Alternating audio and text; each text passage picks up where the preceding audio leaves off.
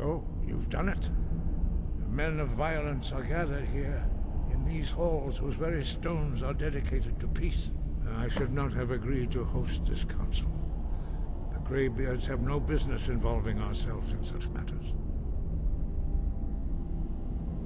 Yes. Which is why I allowed this violation of all our traditions. But regrets are pointless. Here we are. Take your seat at the council table, and let us see what wisdom we can find among these warriors of Skyrim.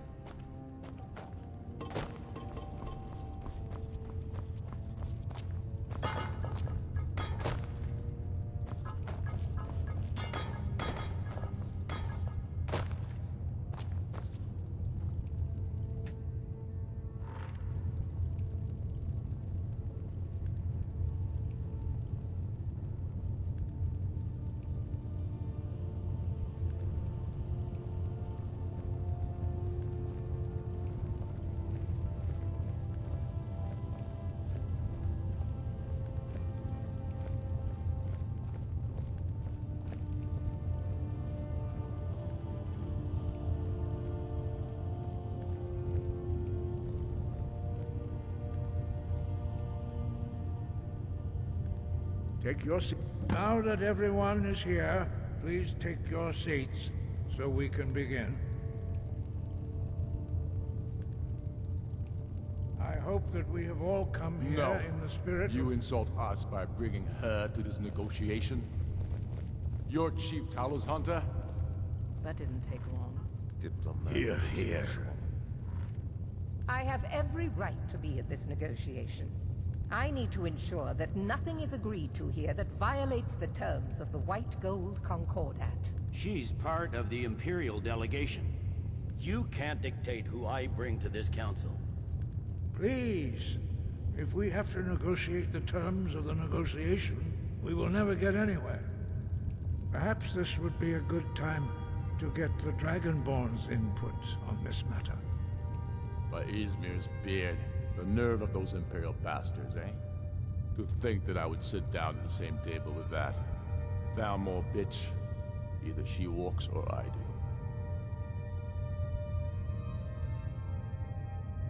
Maybe so, but bringing her here is a deliberate provocation. Tullius needs to know I won't be pushed around.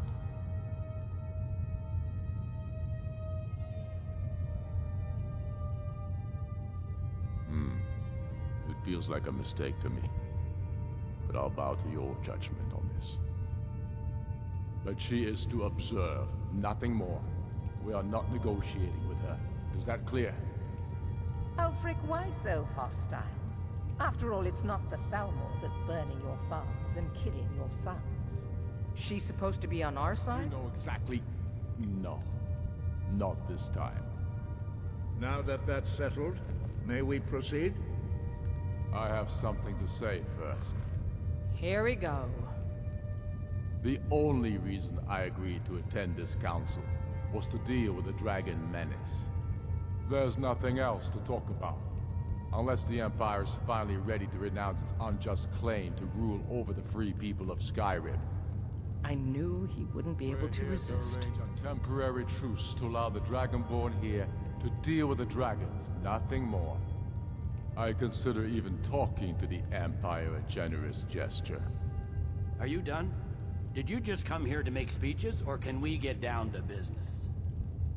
Yes, let's get this over with. Are we ready to proceed? Jarl Ulfric, General Tullius, this council is unprecedented. We are gathered here at the Dragonborn's request. I ask that you all respect the spirit of High Hrothgar, and do your best to begin the process of achieving a lasting peace in Skyrim. Who would like to open the negotiations? Yes, let's get down to it. We want control of Markarth. That's our price for agreeing to a truce. So that's why you're here, Ulfric? You dare to insult the Greybeards by using this council to advance your own position? Jarl Elisif. General, this is outrageous. You can't be taking this demand seriously. I thought we were here to discuss a truce.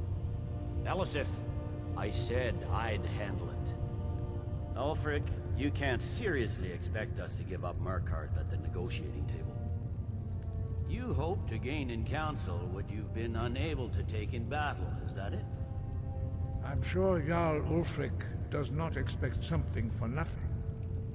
Yes, that'd be entirely out of character. Want in return? Wait, General, you don't intend to just hand over Markarth to that traitor?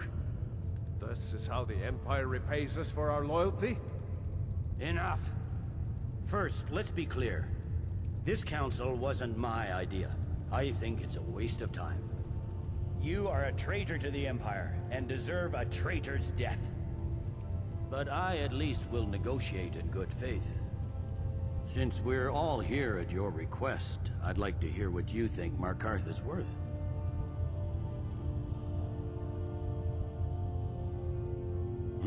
The rift would help secure our communications with Cyrodiil, and threatened Ulfric's southern flank. You heard the man, Ulfric. We've made you a fair offer. Are you serious about these talks, or are you just here to posture? I expected better from you, Dragonborn. I came here in good faith, and now it seems you help the Empire at every turn. As for you, General Tullius, I see now that Galmar was right. Talking to the Empire is just as useless as ever. If you think you can hold Markarth, you're as deluded as your Emperor when he signed away our freedom to the Thalmor. Skyrim will never again bow to your false empire. Let's go, Galmar. I should have listened to you in the first place. You always were a fool, Ulfric. You're no better at diplomacy than you are in the battlefield. Stop! Are you so blind to our danger that you can't see past your petty disagreements? Here you sit arguing about nothing, while the fate of the land hangs in the balance. Is he with you, Delphine? If so, I advise you to tell him to watch his tongue. He is with me. And I advise you both to listen to what he has to say before you do anything rash. Don't you understand the danger? Don't you understand what the return of the dragons means? Alduin has returned, the World Eater. Even now he devours the souls of your fallen comrades. He grows more powerful with every soldier slain in your pointless war. Can you not put aside your hatred for even one moment in the face of this mortal danger? A very pretty speech. But what does it Shut have to up. do with the... If he's right about Alduin, we both have just as much to lose here, Tullius. Remember that. Now, back to the matter at hand. Don't hand me a mug of sheep's piss and call it mead. These terms are still not acceptable. I'm sure you have something in mind. Damn right we do. You surrender Hjalmarch to us, and take Idgrod Ravencrone with you. Sorli the Builder will take over as Jarl of Morthal.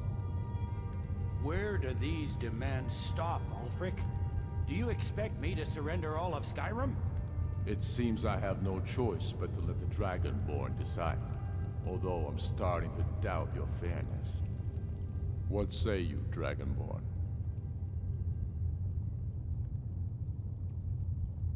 Spoken like a true son of Skyrim.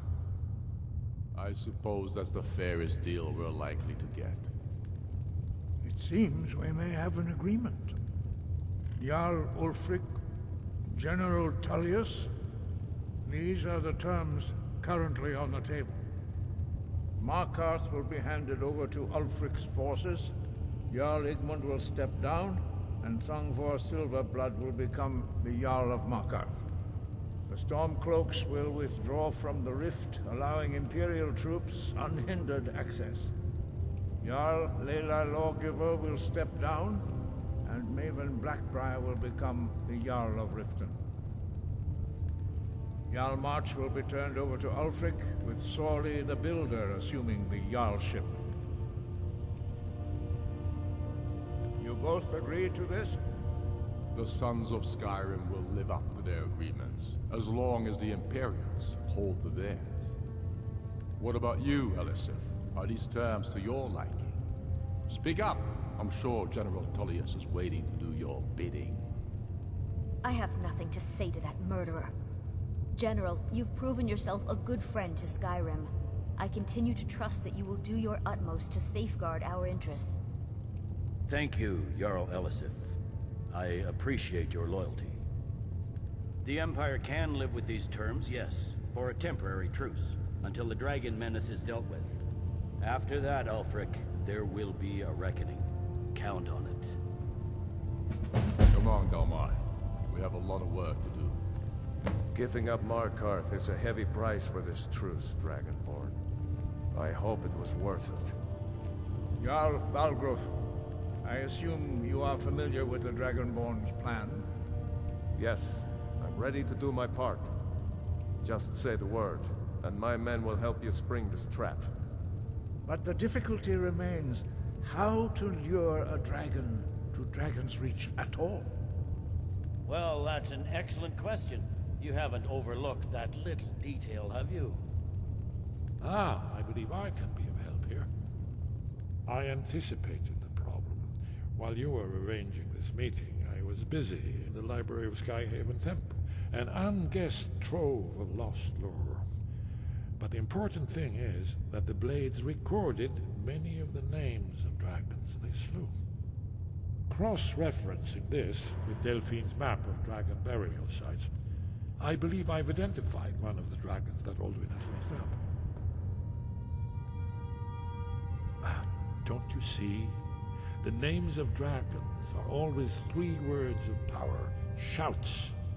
By calling the dragon with a voice, he will hear you wherever he might be.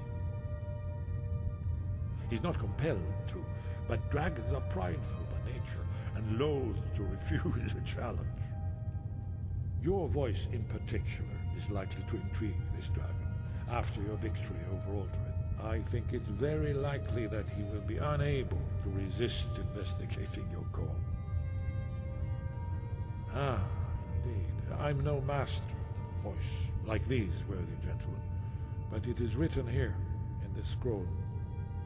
Oda Ving, winged snow hunter, as I read it. I hope this truce gives you what you need. It won't last. There's one more thing.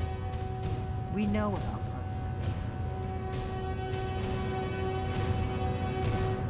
Parthenax, the dragon that the Greybeards have been protecting for all these years. He needs to die. He deserves to die. And it falls to you to kill him. Until he's dead. Well, I'm sorry, but we would dishonor our oaths as Blades if we continued to help you.